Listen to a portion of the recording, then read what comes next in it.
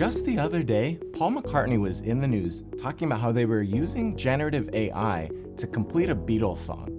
Imagine that, a song that was started 60 years ago being finished today because of technology. What they're able to do was to use generative AI to mimic John Lennon's voice and finish off the song.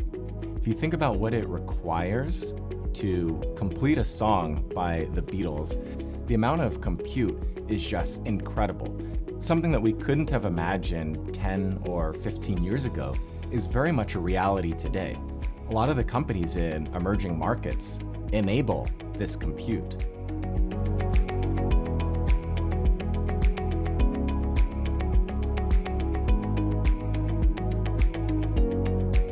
Some of the most exciting engineering problems and the hardest that we're working on today don't have to do with interstellar travel. They have to do with nano manufacturing that we're seeing in integrated circuits today. 2022 was a, shall we say, rough year in the equity markets, and what we sort of suspected as we were watching this was a lot of good quality companies in this space started trading at really cheap prices. To take advantage of that, I actually flew to Taiwan and to Korea and to Hong Kong to meet some of these small, really fascinating companies and find which ones would be good matches or fit with our investment philosophy. And some of them did indeed earn a place in our portfolio.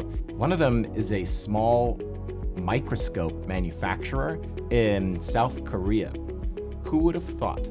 But where do you want to look at really small objects? In semiconductor manufacturing. And as these integrated circuits become smaller and smaller, being able to see what you're doing and correct for defects becomes even more important. This company actually occupies a duopoly. It's them and a large North American business. Surprisingly, the South Korean competitor, which we're invested in, has 70 to 75% market share in the atomic force microscope field, which is used to look at integrated circuits. This business is growing fantastically.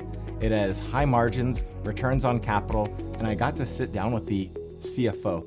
She has fantastic business acumen, just really smart business person, and I feel really lucky to have gotten to invest alongside them. When it comes to investing around these times of profound technological disruption, there are often clear winners, but we would argue that that's not where we can find the most value for our investors, because everybody's already there. My belief is that in investing, perhaps finding the non-obvious is how we can add the most value. And that's the case today with both generative AI and in emerging markets, where primary research plays an especially important role.